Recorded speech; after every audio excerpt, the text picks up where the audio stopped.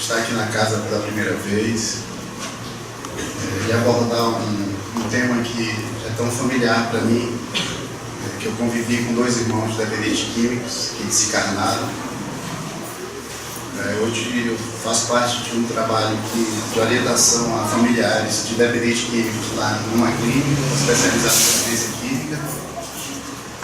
Também coordeno um grupo de amparo a familiares que todas as quintas-feiras funciona lá no Salão da União Espírita, às 18 horas, onde a gente ampara familiares que precisam de ouvir uma palavra de conforto, ouvir a nossa experiência também como codependente, né? Que nós somos codependentes quando temos alguém doente em nossa família e a gente não sabe lidar com a situação, deixa de viver a nossa vida para viver a vida do outro.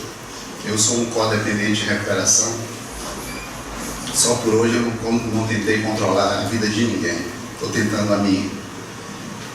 E se a minha emoção vencer o meu orgulho e eu chorar, vocês me perdoem, porque logo quando eu cheguei aqui, depois de alguns minutos, eu tive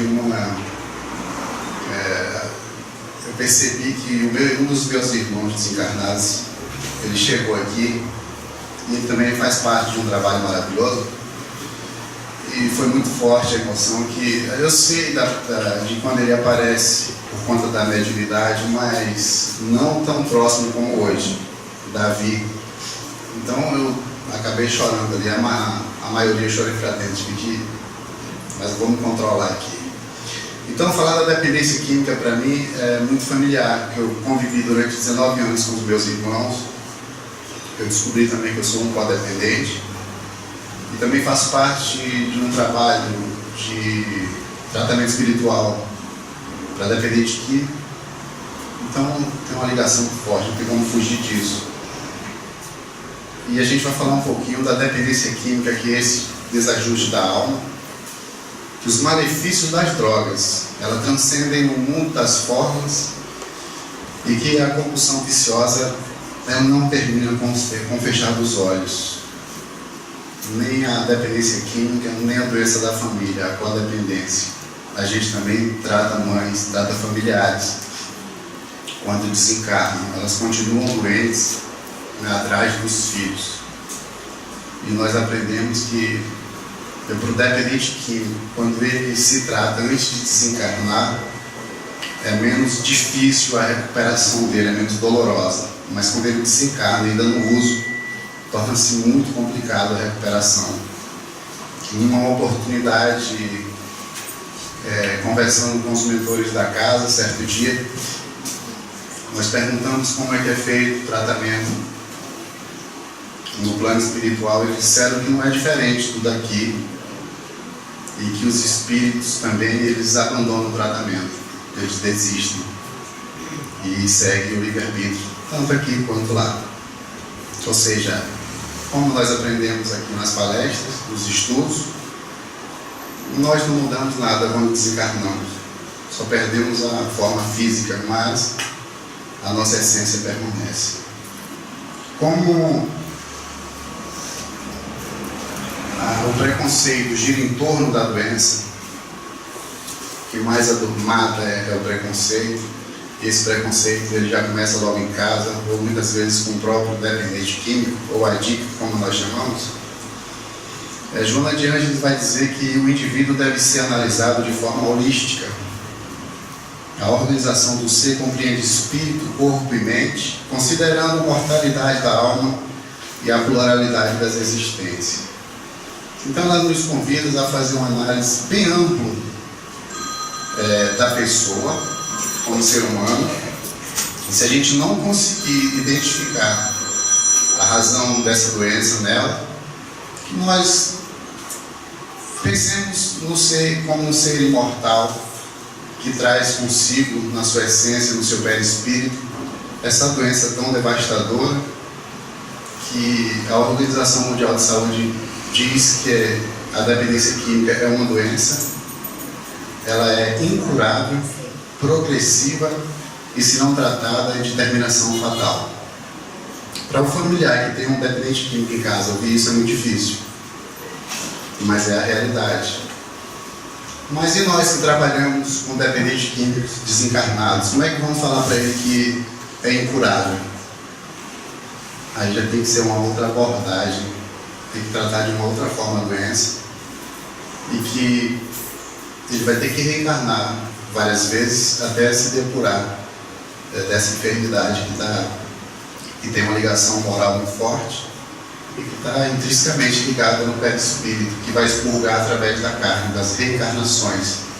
E lógico que nós não podemos falar com um dependente químico desencarnado, porque é uma doença incurável, e já pensou como ele ficaria? Mas para os encarnados, sim, a princípio é incurável.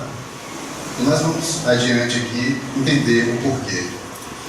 Então, o Joana de Regis continua dizendo que através dessas considerações, ou dessa observação holística, pode-se compreender que a origem de várias patologias físicas e psicológicas estão relacionadas à enfermidade do espírito, adquiridas em outrora, ou mesmo fruto da imaturidade e de seu grau de adiantamento ainda limitado.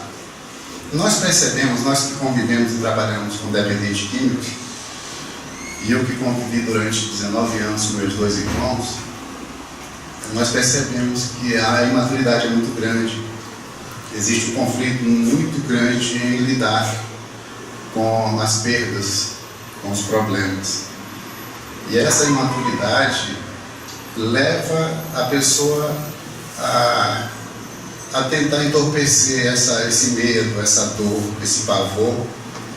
E na questão da dependência química, eles vão em busca das drogas, do álcool, porque o álcool é a droga que mais mata, né? O álcool é uma droga lícita, é a pior de todas. E tem pessoas que, na maioria das clínicas, eles dizem para os doentes dependentes químicos que ele já nasce dependente químico. Tem pessoas que vão experimentar uma substância e ela não gosta. Já tem uns que se apaixonam, já está nele, veio com ele isso. Por isso que o conselho já vem de antes. Nunca experimente droga nenhuma. Você não sabe se você é um dependente químico. Você pode experimentar um dos fatores, que são vários, que levam a pessoa a desenvolver a doença ou a potencializar, é a curiosidade. Tem familiares que, no desespero para ajudar o filho, para provar para ele que não precisa dessa substância, chega a usar. E muitos acabam adoecendo também. De maneira geral, deve-se observar a busca incessante pela compreensão do eu, o eu minúsculo, o egoísmo, as consequências dos próprios atos, as quais resultam em problemas aparentemente infindáveis para o ser humano, as inquietudes do espírito atormentado pela consciência culpada, a preocupação excessiva com o corpo físico e a negação do espírito, o imediatismo existencial e a falta de confiança no Criador, são vários desses fatores que levam as pessoas a fazer o uso de alguma substância. E como nós falamos do álcool, por ser uma droga lícita, tem pessoas que, é normal beber, mas só que o álcool é uma droga desinibitora que nos leva a achar que podemos experimentar outras, e aí está o perigo. Tem pessoas que, iguais a mim, são tímidas, mas se beber vai conversar mais e mais, vai poder ir numa festa dançar, e aí acha que sempre pode mais. Esse é o perigo do álcool. E aí tem pessoas que falam que bebem socialmente. Mas todas as pessoas que já desencarnaram, que dormem nas ruas, que estão internados, ou que estão adoecidos, começaram também socialmente. É esse o problema. Quando não há entendimento para essas questões, o ser humano pode mergulhar em uma crise existencial, caracterizada pelo vazio, a solidão e graves conflitos psicológicos que levam à depressão e outros transtornos comportamentais, e que acabam por induzir esses espíritos menos preparados a buscar refúgio nas substâncias entorpecentes. Então, quando são investigados os dependentes químicos, sempre há uma razão para o uso. E geralmente é um conflito, uma dificuldade para enfrentar um problema. Alguns dizem que problemas de casa, separação dos pais, ou alguma enfermidade, tristeza, angústia, depressão. Temos, claro, vamos abordar o caso da mediunidade para os médiuns. É muito perigoso fazer uso dessas substâncias, o álcool, as outras drogas, o cigarro. Então são vários os fatores que levam as pessoas a experimentarem. Um deles é o vazio existencial que nós sentimos, todos nós acordamos às vezes tristes, angustiados, mas isso não é razão para usar droga. Nós podemos nos amparar, conversar com o nosso mentor, receber um abraço do nosso irmão, mesmo que desencarnou. Passamos tantas dificuldades. Eu falei com ele que iria citar o nome dele aqui, que ele me perdoasse, se falasse até de tudo que ele fez, mas a gente nunca deixou de se amar. Davi já aprontou muito e quase tudo que eu aprendi com relação à dependência química foi na convivência com Davi. E eu sou um codependente também em recuperação, descobri através dele. No livro Memórias de um Toxicômano, onde conta a história de um espírito, Tiago, é um livro excelente. Ele retrata muito bem a questão da dependência química na juventude, o que acontece com o espírito quando desencarna, para onde eles vão, o que é que eles fazem lá e como que eles podem se redimir dos erros cometidos. Ele diz que Tiago é um típico adolescente brasileiro envolvido com o vício das drogas. Após seu desencarne, narra os mecanismos e facções criminosas que dominam o tráfico de drogas no astral e como os jovens encarnados podem ser aliciados.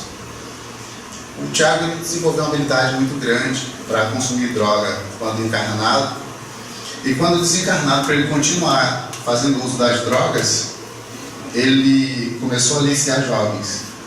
Ele ia às festas e, através da indução, se aproximava de uma pessoa e induzia o uso. E nós sabemos que existe a influência muito grande dos espíritos em nossas vidas. No livro dos Espíritos vai dizer que, em muitos casos, eles até nos controlam, não é isso? Eu sei que todo mundo aqui estuda e sabe disso. Não estou falando nenhuma novidade. Mas vai dizer também que essa influência vai depender da nossa predisposição, da nossa permissão para que isso aconteça. No caso dos médiuns, vale lembrar que é muito mais perigoso. O autor relata o que acontece quando se arrepende e se busca uma saída, os desafios encontrados durante sua internação e desintoxicação e os malefícios das drogas que transcendem o mundo das formas. Então, o sofrimento não é diferente do que eles passam aqui. Existem as internações, as desintoxicações. Tiago chegou num nível tão alto no uso abusivo das drogas que ele já tinha a mãe e a avó desencarnadas. A mãe ainda estava encarnada e ele desencarnado, para ele poder encontrar como espírito com a avó e com a mãe. Ele precisava, como espírito, estar dormindo para poder sonhar. Ele, como espírito, não tinha essa possibilidade, tal o nível de intoxicação que havia no perispírito dele. O sofrimento era muito grande. E ele sofreu bastante para se livrar da dependência química. Então, este livro nos demonstra a todo instante que não se deve apostar somente em desintoxicação, mas investir na busca do indivíduo e sua essência. Nós aprendemos, e a medicina nos ensina, que a dependência química é uma doença física, mental e espiritual. São 3 pilares que devem ser tratados. Se não tratar os 3, fica difícil, porque um depende do outro, para que a pessoa mantenha-se limpa. E como diz um dos lemas de Narcóticos Anônimos, só por hoje.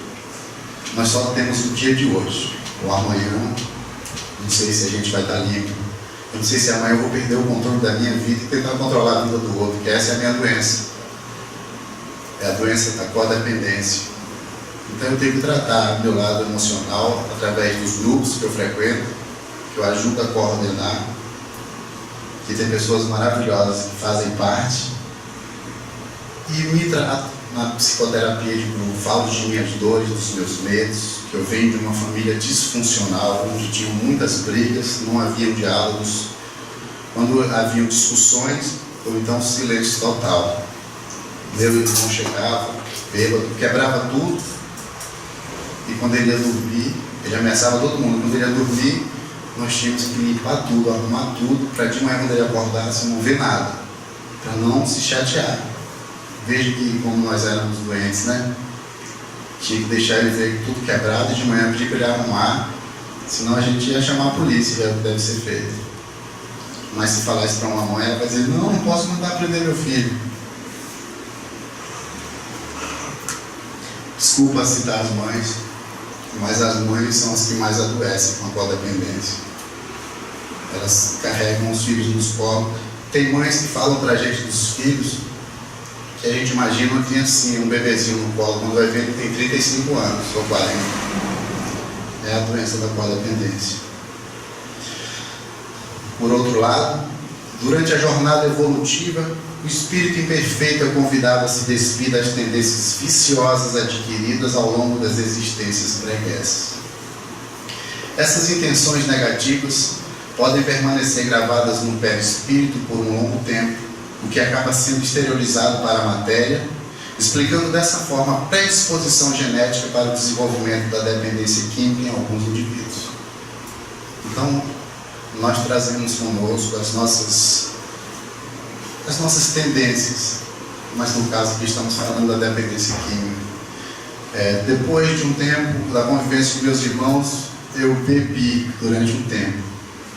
Graças a Deus não desenvolvia nenhuma dependência, mas através de grupos de psicoterapia eu descobri que eu bebia para aprender a lidar com o meu medo, com o pavor daquilo tudo, que até hoje eu trago traumas, carrego traumas da época da drogadição dos meus irmãos. Barulhos, brigas, bateção de portas, eu tenho traumas até hoje. Um espírito que teve contato com substâncias químicas em existências anteriores, por exemplo, apresenta uma probabilidade maior de desenvolver a doença na reencarnação subsequente. Ele vai necessitar de quantas encarnações forem necessárias para depurar o perispírito. Uma certa vez, numa reunião mediúnica, chegaram os espíritos me ameaçando que eu havia traído eles, que eu mudei de lado.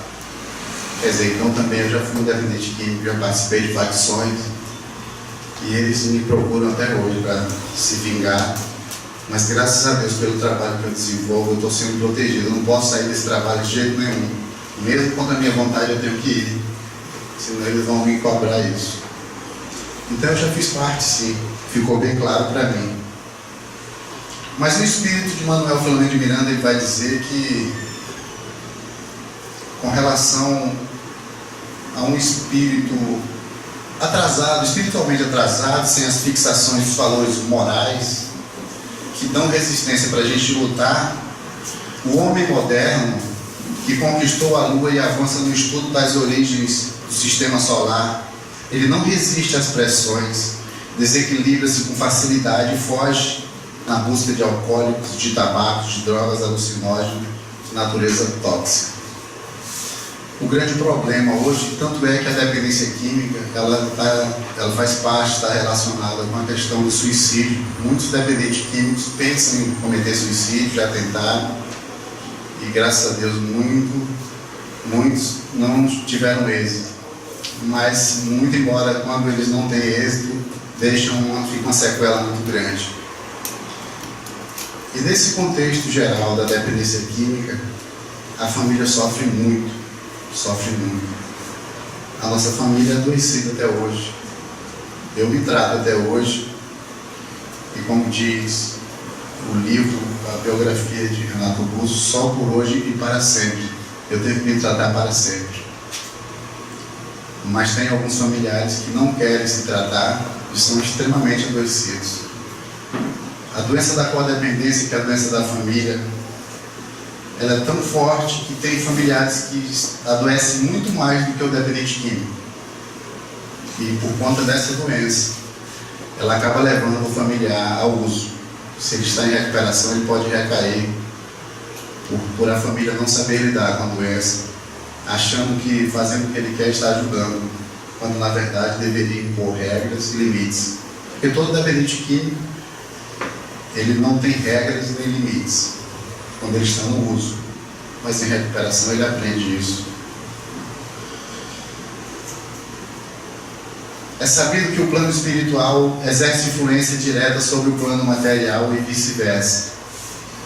Nossos pensamentos funcionam como transmissores e receptores de vibrações, onde somos capazes de influenciar e sermos influenciados.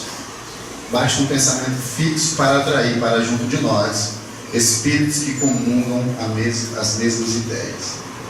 Há muito tempo atrás, um dia, eu sempre tive consciência da minha mediunidade, mas eu não levava a sério. Eu procrastinava. Essa palavra é muito trabalhada nos grupos, nas clínicas. Eu procrastinava, eu deixava para amanhã. Não que eu seja baiano, fazer amanhã o que eu poderia fazer hoje, mas é porque eu procrastinava.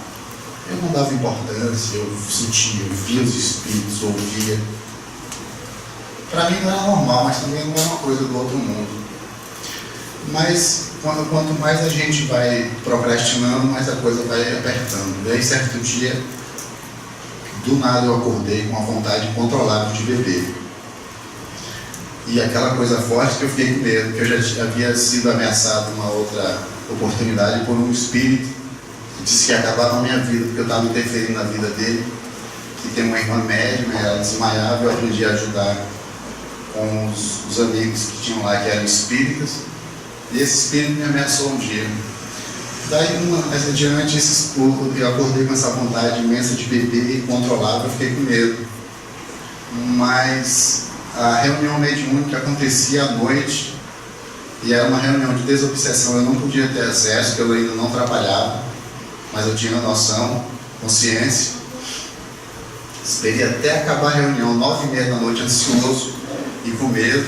Foi lá que eu pedi para me aplicar um passe, e que eles conversaram com o espírito, e realmente ele queria muito beber naquele dia, ia fazer uso do meu corpo. E neste caso, como nós vamos falar aqui, na questão da obsessão, não foi por eu estar pensando, estar comungando o mesmo pensamento que ele, mas pela afinidade que ele encontrou em mim por conta da minha mediunidade. Eis a questão do perigo da mediunidade. Como eu fui lá e ele conseguiu conversar com ele, convencê-lo a ficar em tratamento, aí daquele dia para cá eu comecei mais a prestar atenção à minha volta e comecei a estudar. Pedi um livro, o meu amigo me emprestou o livro dos Espíritos, eu comecei a ler e comecei a entender e a me enxergar como um médium.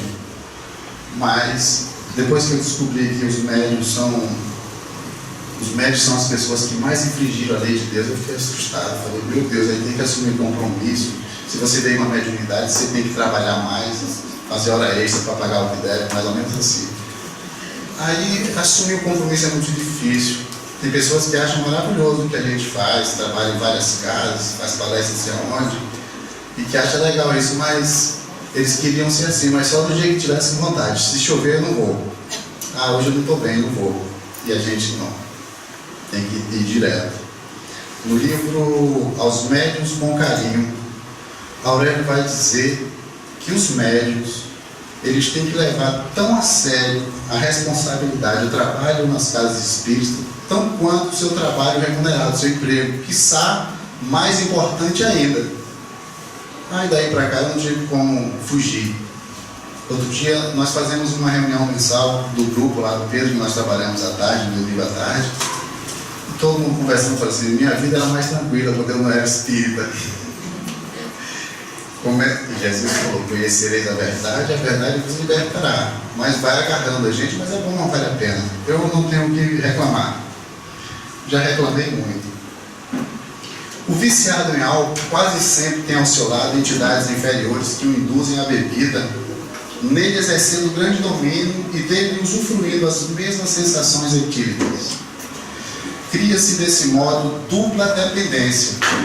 Uma por parte da bebida propriamente dita, com toda a carga psicológica que o motivou, e outra por parte das entidades invisíveis que hipnoticamente exercem sua influência, conduzindo por sugestão o indivíduo à digestão do álcool.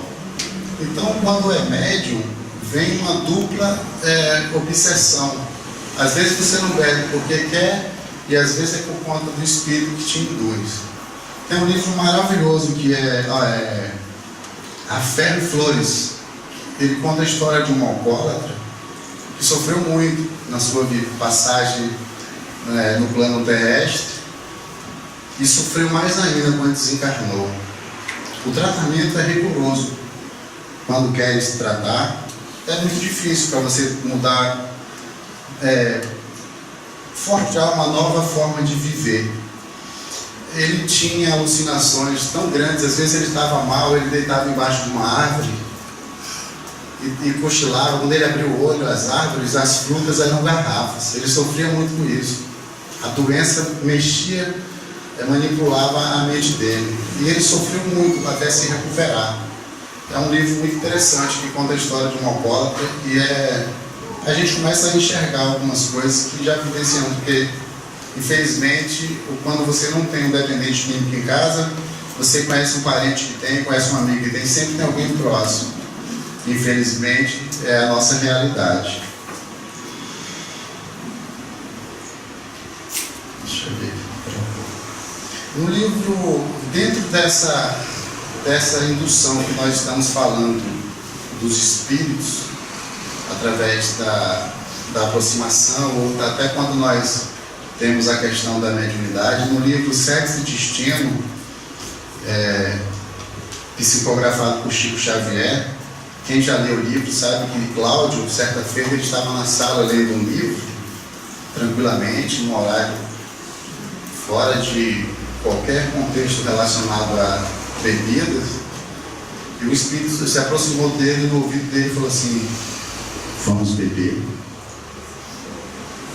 Ele achou estranho aquilo. O que é isso? Beber, que dá vontade de beber? Porque o espírito ele passa para a gente a vontade dele. Os médiuns sabem disso. Às vezes o espírito se aproxima, você sente as dores dele, a raiva, a tristeza, a angústia. E ele novamente falou: vamos beber? Uma voz de suspense. E ele ficou seduzido por aquilo ali. A vontade foi muito grande.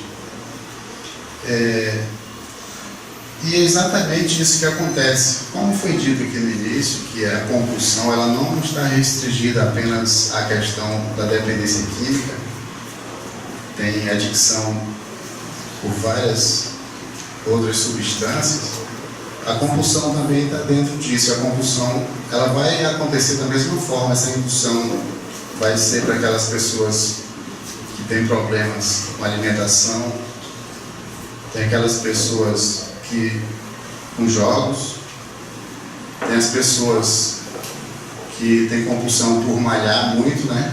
Gostam de malhar, causa a dependência porque você sente prazer naquilo, e por aí vai. E isso desenvolve a doença. Então o espírito, a partir daquele momento que a vida do Cláudio começou a mudar.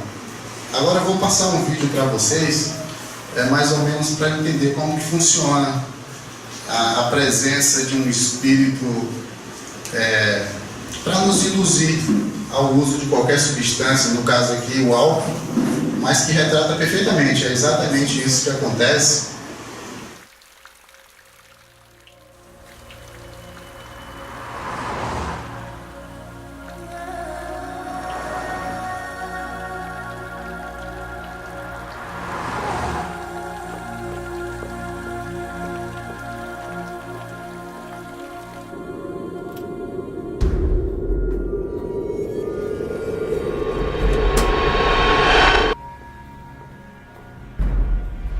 Oi, amor, cheguei. Oi, amor, tá lá no fogão.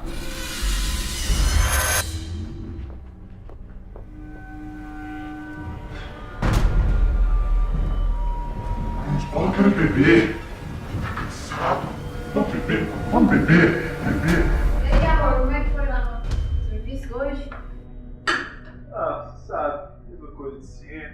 Acabado demais, pouco reconhecimento. Você conseguiu fazer o depósito? O que eu falei? Se não é pra fazer amanhã, eu faço. Você não fica preocupando, não. A última vez você atrasou, hein? Tá, não vou atrasar dessa vez. Deu problema. Tá bom. Tô saindo, tá? Da aula.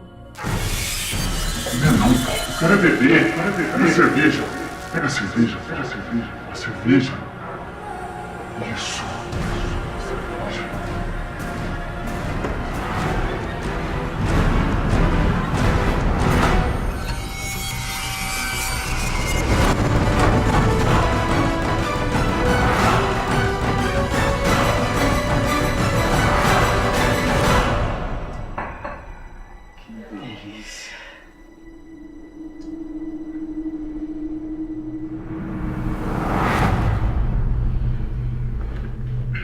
E aí, amor, você lembrou de abastecer o carro? Abasteci. Pode E ficar a tranquilo. chave? Tá aqui em cima. Já tô saindo, tá? Pra dar aula.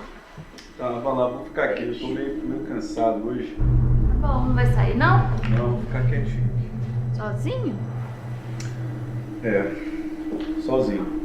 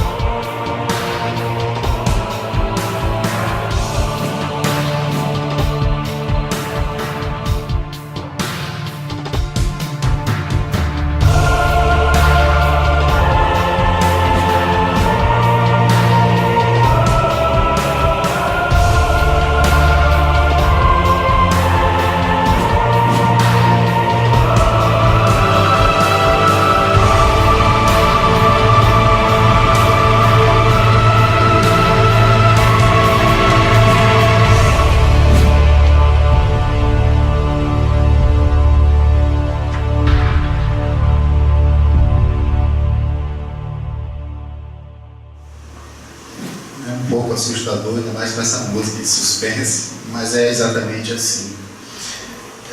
Quando meu irmão desencarnou, Davi, que foi o primeiro, ele demorou 4 anos para ser resgatado. E logo quando ele foi resgatado, eu tive um contato com ele, perguntei como que ele estava, ele falou que não estava entendendo muita coisa, mas ele estava com a testa enfaixada, foi um tempo onde tinha um hematoma na testa dele, na cabeça, e até hoje nós não sabemos a causa que levou ele a desencarnar. E antes dessa comunicação com Davi, eu sempre fazia as minhas preces, sempre fazia prece por ele. Daí ele me pediu neste dia que dissesse a nossa mãe, que lá a gente chama de manhinha, né? Não sei se vocês perceberam que meu sotaque é do sul da Bahia.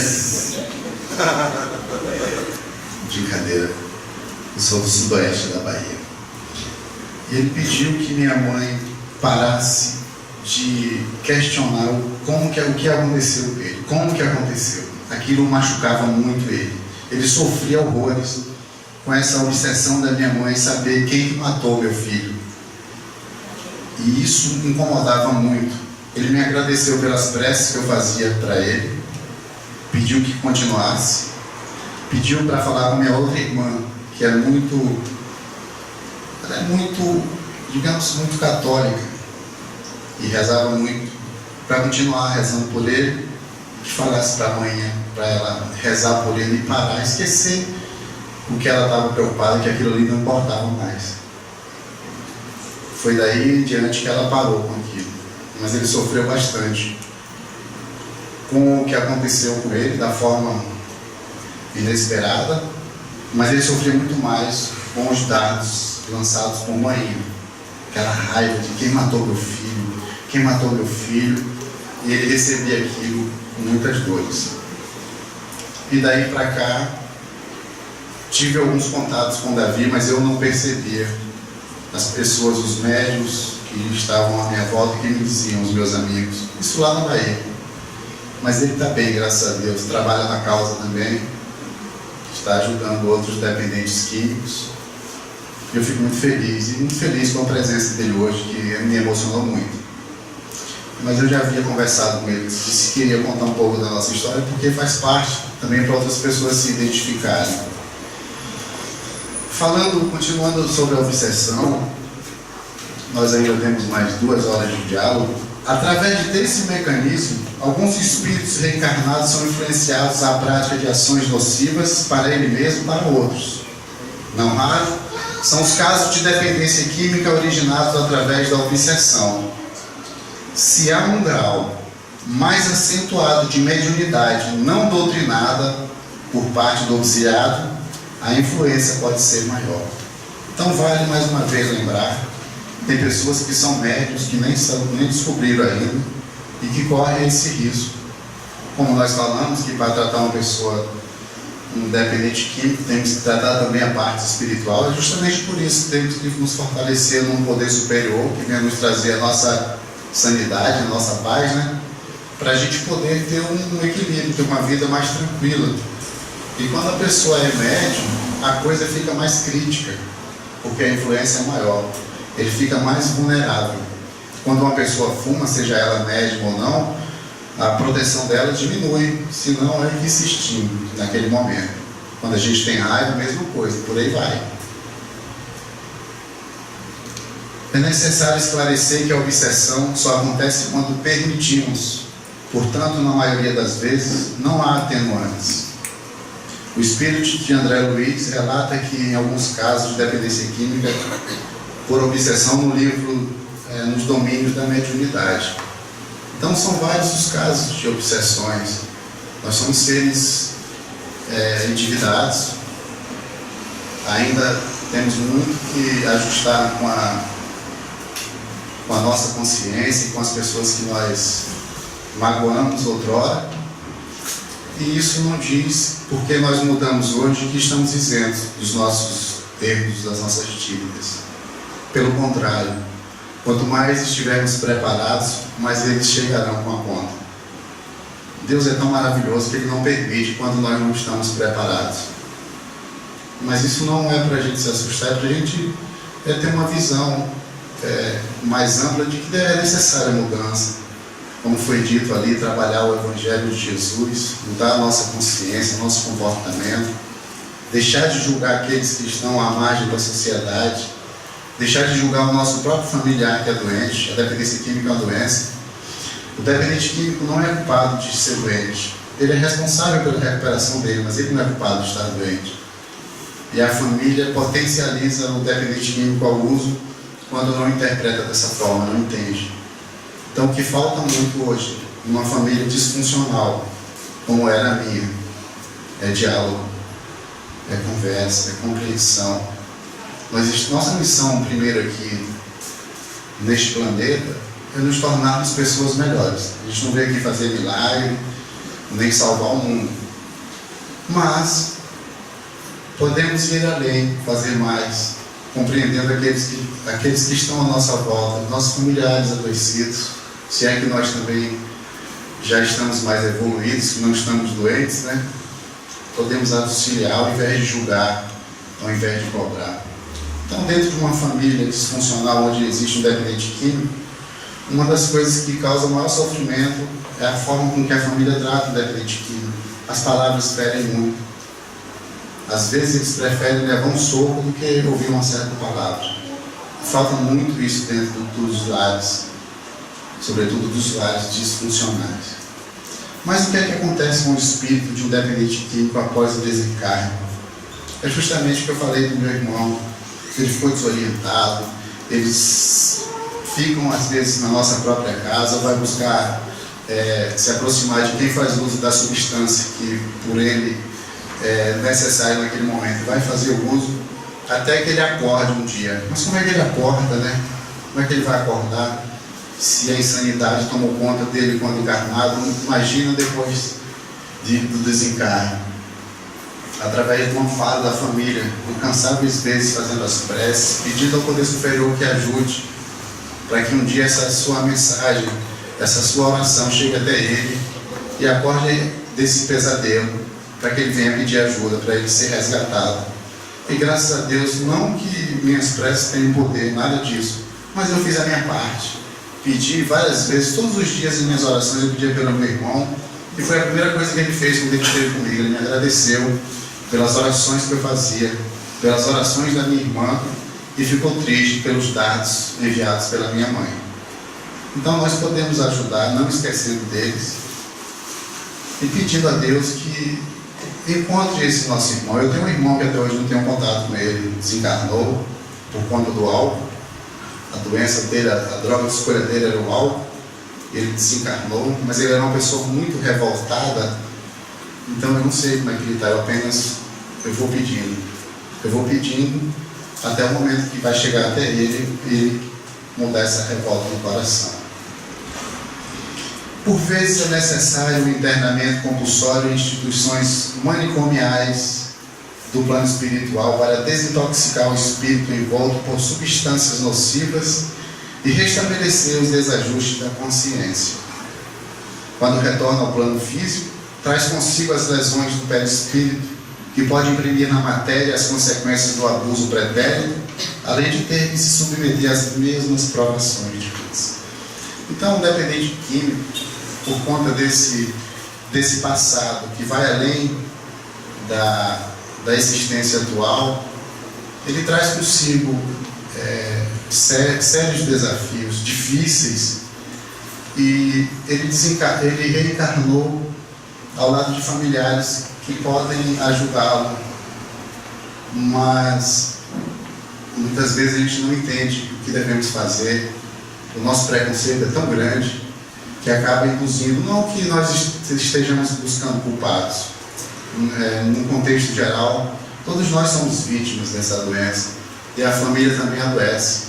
Quantas mães levam os filhos ao uso da droga, não por maldade, mas por falta de entendimento, por excesso de amor. Então nós estamos aqui um para auxiliar o outro. Essa é a nossa missão. Além de nos tornarmos pessoas melhores, nós estamos aqui para um ajudar o outro, sobretudo aqueles mais próximos. Os dependentes químicos, se não todos, mas a maioria, são pessoas maravilhosas. Por isso que a gente costuma dizer para a família ter cuidado quando analisar diante de um problema em casa, de um desentendimento, não tomar nenhuma decisão quando estiver com muita raiva, nem quando estiver com aquele excesso de amor. Sempre agir com a razão. O dependente químico ele precisa muito de disciplina, aprender a conviver com os nãos, que são difíceis, tão difíceis que as famílias às vezes não sabem dizer, para que haja harmonia, porque a vida ela não se resume apenas nesta encarnação. A vida ela continua. Nós temos que acreditar nisso para que tenhamos esperança para uma vida melhor numa próxima encarnação. É assim que a gente deve enxergar. Mas o que fazer para combater a dependência química? Joana de Ângeles vai dar um exemplo, e logo depois eu vou falar um outro exemplo que foi atribuído a Chico Xavier, que eu pesquisei e eu não consegui a veracidade desse texto. É um pequeno texto, mas que vale, na minha opinião, se foi atribuído a Chico Xavier, mas se não for dele, que mesmo assim, quem fez esse texto vale a pena, é a forma que eu enxergo também, para a gente entender de que maneira devemos combater a dependência química. Primeiro, independente da opinião de Joana de Ângeles, do Chico Xavier, que são importantíssimas, nós como familiares, que somos perfeitos, a gente não usa droga, né? Os imperfeitos são os que usam, não é assim, gente? Nós devemos dar exemplo. Dar exemplo, aprendendo a entender, a compreender o nosso familiar, que é uma pessoa muito importante para a gente. Ele pode fazer o que ele quiser, mas quando ele está tranquilo, fora do uso, é uma pessoa maravilhosa. Ele precisa de muita ajuda, muita atenção, muito carinho. Não de carinho de carregar no colo. Se tiver que, tem que ser rigoroso. O amor, gostar, não quer dizer que abrir mão de tudo, facilitar. Mas dar exemplos, não prometer o que não pode cumprir, não mentir, não fazer promessas de que há aquelas trocas, né, que a gente sempre fazia, aprendia a não fazer. Ter paciência, buscar ajuda. Quando ele estiver em tratamento, a família tem que se tratar para saber como ajudar. Assim como quando tem uma pessoa com depressão em casa, é recomendado que alguém da família se trate também para entender a doença, para saber lidar com isso. A dependência química não é diferente, até porque a própria família adoece muito. Mas aí Joana de Ângeles disse que a situação exige comprometimento de diversas instituições, a começar pela família. Que a família é o primeiro modelo de sociedade. A gente cobra tanto lá de fora, mas a família é o primeiro modelo de sociedade. Tudo que nós precisamos lá de fora tem que começar dentro de nossas casas. A família que tem um papel preponderante na tutela de um espírito. Olha que responsabilidade, né? Se está em nossa família, porque nós combinamos. No dia do planejamento reencarnatório, nós assumimos essa responsabilidade, sabendo que poderia acontecer. Ninguém reencarna para usar droga. Ninguém reencarna para cometer o mal, mas existe a possibilidade. Vai depender muito da família que vem nos preparar. E isso aí nós vamos aprender no ESD, no tomo 1, qual é a importância da infância em nossas vidas. Por que nós passamos pelo processo da infância, né? Já que somos espíritos já amadurecidos. Ele vai dizer que é para nós forjarmos um novo caráter. Já temos somos espíritos imortais, carregamos o nosso eu verdadeiro. Mas esse novo caráter, ele vai se juntar com o que nós já temos, para a gente saber de que forma vamos utilizar esse novo caráter, se vai misturar com o outro, ou se vai opinar pelo novo ou pelo que nós já temos. Essa é a finalidade da infância, com a finalidade e a responsabilidade da família, porque é o papel preponderante na tutela desse espírito. O seio familiar constitui o alicerce para uma reencarnação bem-sucedida de um espírito. Então, se ele reencarnou em nossa família, porque ele precisa do nosso amparo, do nosso carinho, dos nossos cuidados, não carregar no colo.